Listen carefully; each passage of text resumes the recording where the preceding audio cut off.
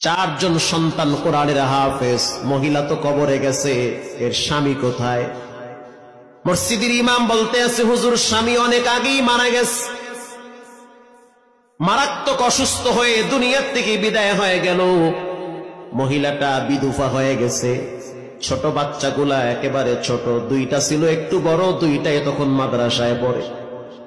আমি আমার চোখ দিয়ে দেখছি মহিলাটা ফজরের টাইমে মানুষের দোকানে দোকানে গিয়া কেতলি ভরে ভরে পানি পৌঁছায় দিত, ওখান থেকে 2-4 টাকা যা পাইতো ওগুলা জমা করে করে হালাল টাকা সন্তানের পিছনে ব্যয় করত।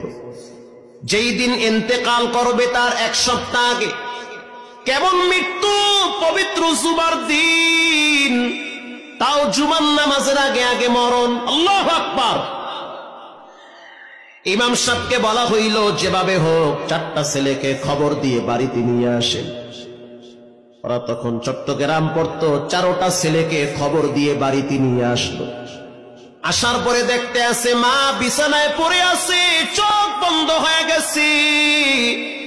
ওয়াজাআত সাকরাতুল মাউত, মৃত্যুর যন্ত্রণা শুরু হয়ে গেছে। প্রত্যেকটা মানুষের ভিতরে মৃত্যুর যন্ত্রণা, মৃত্যুর সময় হবে কি হবে না, মৃত্যুর যন্ত্রণা যখন শুরু হয়ে গেল, এবার বড় সন্তানটার নাম হলো আব্দুল্লাহ। আব্দুল্লাহ তখন মায়ের মাথার পাশে বসে বলল, মায়ের মাথায় হাত বুলায় দিয়া বলে, ও মা, টেনশনের কোনো কারণ নাই, আমি আপনার মাথার কিনারায় বসে বসে সূরা ইয়াসিন তেলাওয়াত করি। সূরা ইয়াসিন তেলাওয়াত করতেছে, মা খুব শান্তি পাইতেছে।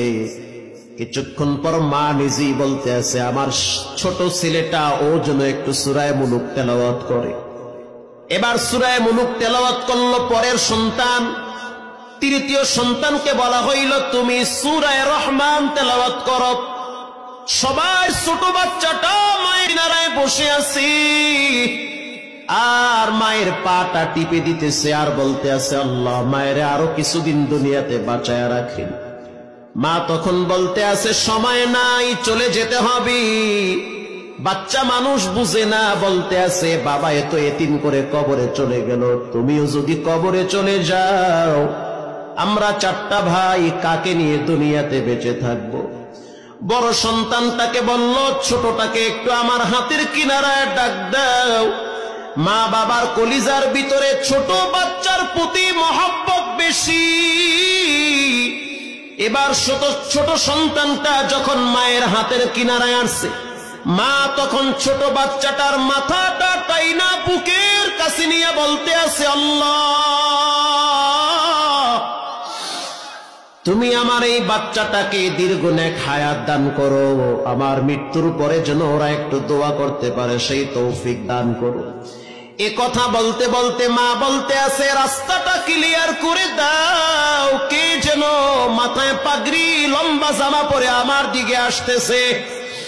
কোরআনে রব্বুল আলামিন বলেন, তাতানাজ্জালু আলাইহিমুল মালাইকা আল্লাহ তাখাফু ওয়ালা তাহজানু। একটা মানুষের যখন মৃত্যুর সময় হয়, ওই মানুষটা যদি নেককার হয়, পরেজগার হয়, দিনদার হয়, আল্লাহওয়ালা হয়, তখন ফেরেশতারা বলে, কোনো ভয় নাই, কোনো টেনশন নাই, আমরা আল্লাহর প্রেরিত ফেরেশতা, তুমি নেককার